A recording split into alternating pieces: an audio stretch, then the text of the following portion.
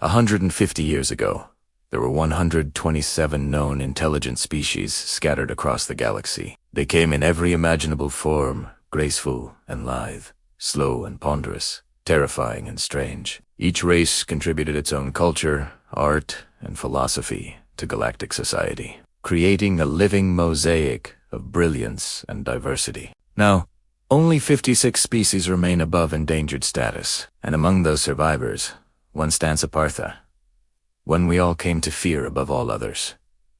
Humans. They were the last to join the galactic community before the calamity, and from the beginning, they concealed much about themselves, their past, their wars, their homeworld. That wasn't unusual at first. Many young civilizations, upon seeing how vast the universe truly was, retreated inward for a time.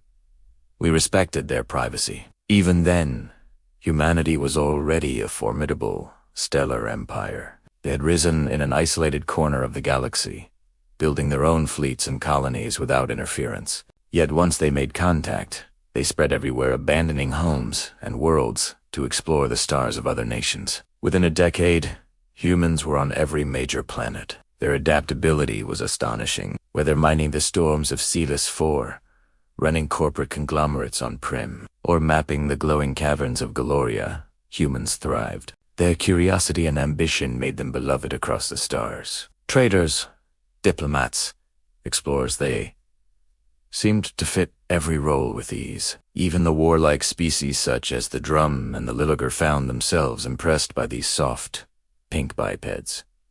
Humans could fight. They dueled their way into leadership, earning positions through sheer skill and stubbornness. They became an integral part of every world's workforce, yet remained curiously silent about their own origins. They studied the histories of others with great enthusiasm, but when asked about their own, they spoke only of recent centuries and the rise of their federation, a unification of dozens of fractured nations. Eventually, everyone stopped asking. Then, 48 years after humanity's arrival, the Groks emerged. They came from a region long thought unreachable, a sector wrapped in dense nebulae and electromagnetic storms. The galaxy had known peace for over 1,000 years. Even the militant races had allowed their fleets to decay, dreaming of an age without war. When the Groks invaded, we were unprepared.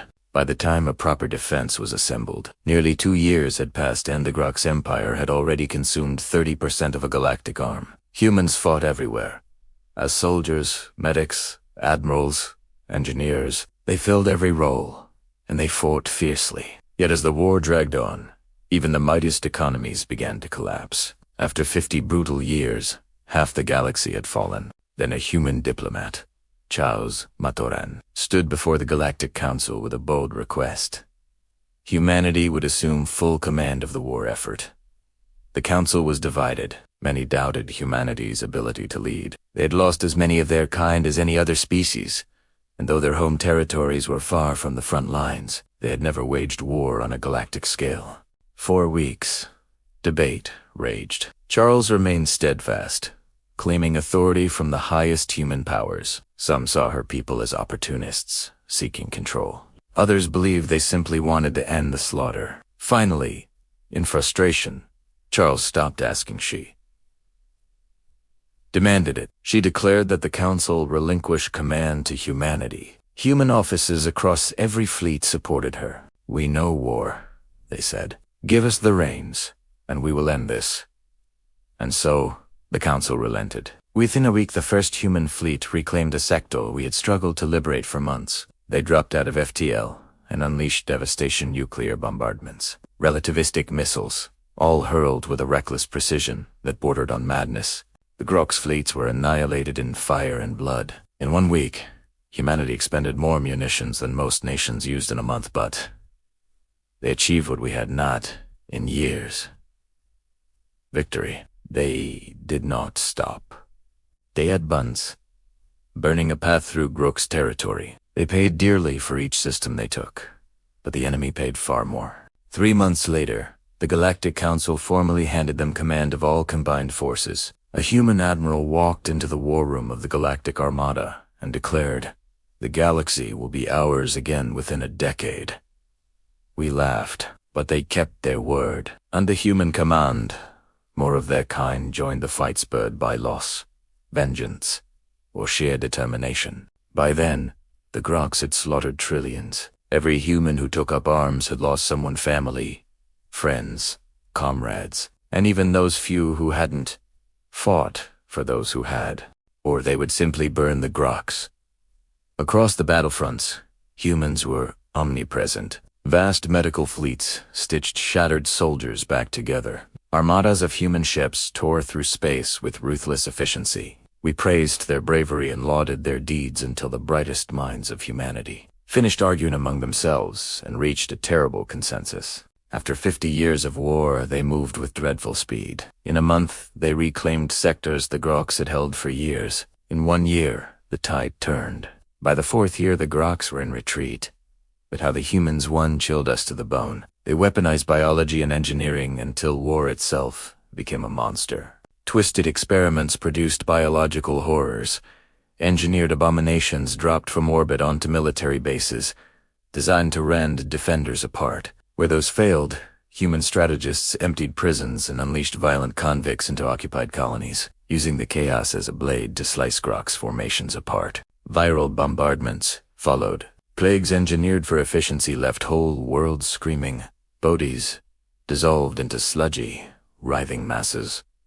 Organs shredded from the inside out. Nanite swarms stripped enemy crews from their hulls, repurposing every ounce of metal into more of themselves. Those swarms grew, eventually coalescing into planet-sized machines that swallowed star systems in weeks. When pathogens and machines weren't enough, humans glassed worlds. They turned manufacturing hubs and cultural jewels into fields of eternal flame-shimmering capitals of the Aten and Boma empires rendered into molten monuments so the Groks could never return. The scale of destruction was apocalyptic. When the outcry began, Admiral Jonas SM went on the galactic airwaves and asked a simple, terrible question. Do you want the GRS defeated, or do you want to die beneath their guns? The implication was impossible to answer with moral purity. By the 6th year, many worlds, exhausted and bankrupt, had already turned away from outrage. Repairing broken societies would take centuries. Economies had been stretched to the breaking point. Victorious, the humans beat their swords into plowshares, or so it seemed, but each passing day revealed new horrors. Accelerated particle impacts could fracture planets in seconds. Drone swarms, millions strong, became locusts that stripped escaping ships to skeletons. Entire worlds dependent on regular imports were sealed and abandoned, their populations left to starve, devolve, or prey on one another until cannibalism became commonplace. The worst came in the 7th year. Nanite swarms ballooned to encompass stars.